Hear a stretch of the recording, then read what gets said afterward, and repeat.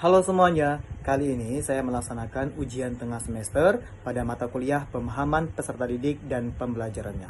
Perkenalkan, nama saya Jody, NIM 231135441, mahasiswa PPG Prajabatan Gelombang 2 tahun 2023 Universitas Sanata Dharma.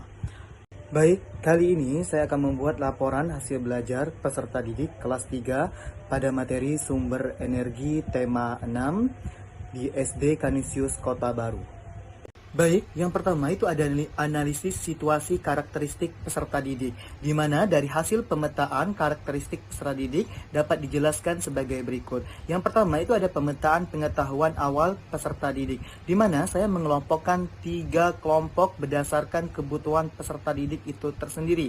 Kelompok pertama yaitu mahir, peserta didik dengan kemampuan kognitif yang sudah mahir. Kelompok kedua yaitu siap, peserta didik dengan kemampuan kognitif yang siap. Dan yang ketiga adalah peserta didik dengan berkembang. Artinya peserta didik dengan kemampuan kognitif yang berkembang. Dan saya mendeskripsikan sesuai dengan kebutuhan karakteristik peserta didik itu tersendiri. Di kelompok 1 mahir, peserta didik yang mendapatkan nilai tes diagnostik di atas 85. Kemudian, peserta didik yang menguasai materi sumber energi dan memahami konsep penerapan di kehidupan sehari-hari. Sedangkan di kelompok siap, yaitu peserta didik yang mendapatkan nilai tes diagnostik antara 75 sampai 85, di mana peserta didik yang menguasai materi sumber energi namun masih sulit memahami konsep penerapannya. Dan yang ketiga, kelompok berkembang, peserta didik yang mendapatkan nilai tes diagnostik di bawah 75, dan di mana peserta didik yang belum menguasai materi sumber energi dan belum memahami konsep penerapannya. Di sini saya sudah menerapkan pembelajaran berdiferensi, tetapi saya menggunakan satu saja, yaitu diferensiasi proses. Nah, di kelompok mahir itu di mana peserta didik dengan kemampuan kognitif yang sudah mahir hanya diberi penguatan konfirmasi atas jawaban dan motivasi. Selanjutnya, di kelompok siap, peserta didik dengan kemampuan kognitif yang siap diberi scaffolding, artinya namun tidak penuh atau sebagian oleh guru dan scaffolding oleh teman sebayanya. Dan yang ketiga adalah kelompok berkembang, di mana peserta didik dengan kemampuan kognitif yang berkembang diberi scaffolding atau bimbingan penuh terhadap gurunya.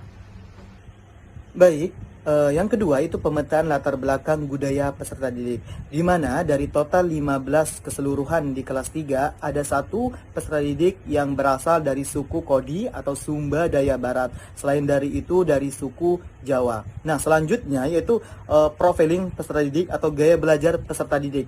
Dari hasil kuesioner yang sudah saya bagikan, saya cermati bahwa peserta didik itu sendiri mudah mengingat materi pelajaran dengan mendengar penjelasan guru atau dari video. Nah, mereka memahami pelajaran dengan mengucapkan berkali-kali dan suara kelas.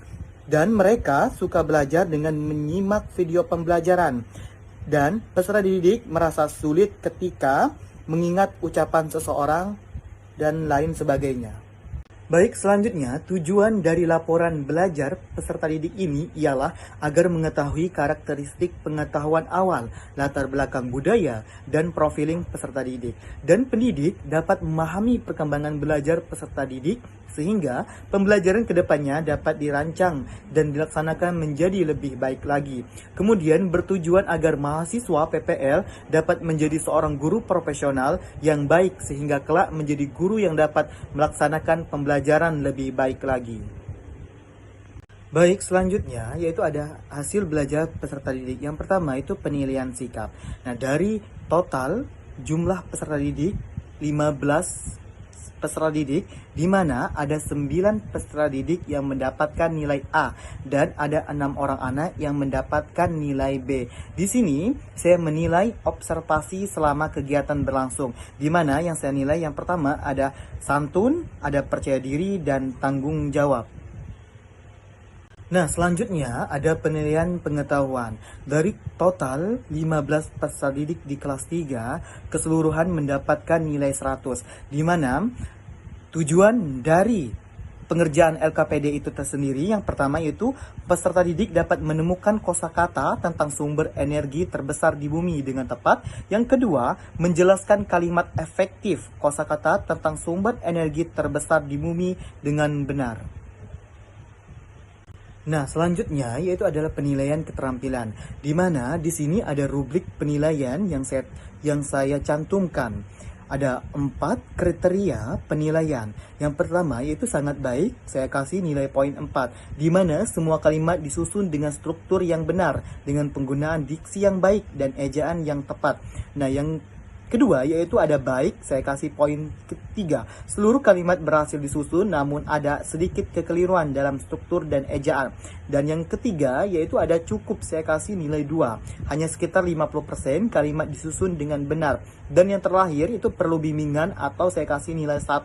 Kekeliruan penyusunan kalimat lebih dari 50%. Nah, dari hasil pengerjaan LKPD yang mereka kerjakan, ada 3 nilai yang didapatkan, yaitu ada nilai tertinggi yaitu ada nilai 95, dan yang kedua ada nilai 90, dan yang ketiga ada nilai 85.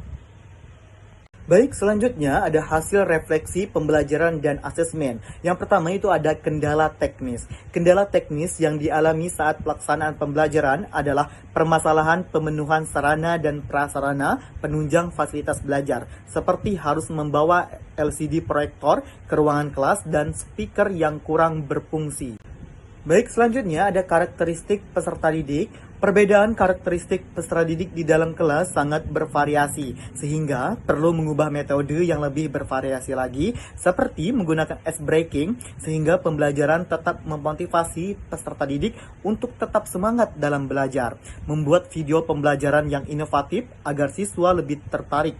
Kemampuan kognitif dan kemampuan penyelesaian masalah yang berbeda-beda pada peserta didik juga perlu diperhatikan dalam proses pembelajaran, seperti dalam pemberian penguatan atau pembimbingan dalam proses pembelajaran. Nah, selanjutnya ada penguasaan kelas. Kemampuan mengelola kelas sangat penting bagi seorang guru. Pada saat kegiatan pembelajaran kemarin, masih ada beberapa peserta didik yang kurang fokus dalam memperhatikan materi pembelajaran, serta kurang aktif dalam melakukan diskusi bersama rekan kelompok. Baik, selanjutnya ada penilaian dan refleksi. Penilaian dan refleksi merupakan unsur penting yang harus dilakukan pada akhir pembelajaran. Pada langkah pengerjaan LKPD, terkait menyusun kartu huruf ialah penilaian pengetahuan, dan membuat kalimat efektif dari kata tersebut adalah penilaian keterampilan, dan yang terakhir penilaian evaluasi, bertujuan untuk mengukur sejauh mana pengetahuan mereka terkait materi yang sudah dipelajari. Berikut hasil evaluasi kelas 3 SD Kanisius Kota Baru. Berikut hasil penilaian soal evaluasi, di mana ada 4 peserta didik yang mendapatkan nilai A atau sangat baik, dan ada 1 peserta didik yang mendapatkan nilai B atau baik, dan ada 8 peserta didik yang mendapatkan nilai C atau cukup, dan ada 2 peserta didik yang mendapatkan nilai D atau perlu bimbingan. Baik, alasan saya merancang pembelajaran menggunakan model problem based learning. Yang pertama, membawa peserta didik lebih aktif dalam proses pembelajaran, membuat mereka menjadi pemecah masalah, pengambilan keputusan, dan mempresentasikan hasil kerjanya. Yang kedua, membawa peserta didik lebih berpartisipasi dalam aktivitas pembelajaran, mengembangkan kemandirian, dan memperkuat partisipasi kolaboratif. Yang ketiga, membantu peserta didik meningkatkan kemampuan berpikir, kreatif, dan membangun pengetahuan yang lebih berkaitan dengan realita. Baik, selanjutnya simpulan dari laporan hasil belajar peserta didik di kelas 3 SD Kanisius Kota Baru. Berdasarkan hasil pengimplementasian praktik pembelajaran di kelas 3 materi sumber energi dengan pendekatan scientific learning dengan menggunakan model problem based learning membawa dampak positif pada hasil belajar peserta didik kelas 3 mata pelajaran sumber energi. Hal ini terlihat pada saat proses pembelajaran berlangsung, peserta didik terlihat berpartisipasi dan aktif di dalam kelas, berdiskusi dengan teman sekelompoknya dalam mengerjakan LKPD, membaca teks cerita yang ada di dalam LKPD dengan teliti, keaktifan seperti bertanya kepada guru saat ada materi yang kurang dimengerti, dan memberikan pendapat sudah menumbuhkan keberanian pada peserta didik. Baik, hal ini juga dapat terlihat dari nilai pengetahuan, keterampilan, dan soal evaluasi yang diberikan, di mana peserta didik mampu mengetahui kedalaman pemahaman dan penguasaan materi yang diberikan. Penerapan model problem-based learning pada materi sumber energi sangat penting untuk diterapkan agar dapat memacu minat, perhatian, partisipasi, presentasi yang aktif, dan motivasi siswa dalam belajar. Dan pada proses pembelajaran dengan model problem-based learning perlu dilengkapi lembar aktivitas siswa yang dirancang dengan baik. Baik, adapun saran yang dapat diberikan setelah menyusun laporan refleksi praktik pembelajaran dan asesmen adalah pendidik harus siap dengan solusi alternatif terkait kendala teknis yang mungkin terjadi selama kegiatan pembelajaran. Selain itu, peningkatan pengelolaan kelas dan pelaksanaan penilaian perlu ditingkatkan dengan menyiapkan instrumen penilaian yang efektif untuk memastikan kegiatan pembelajaran berjalan efektif untuk kedepannya.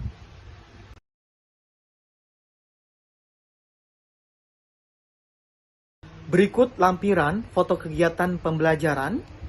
Selanjutnya ada foto diskusi pengerjaan LKPD. Selanjutnya ada foto kegiatan presentasi. Selanjutnya ada foto hasil kuesioner gaya belajar. Dan selanjutnya ada foto pengerjaan LKPD. Dan yang terakhir ada foto hasil pengerjaan soal evaluasi. Sekian dan terima kasih.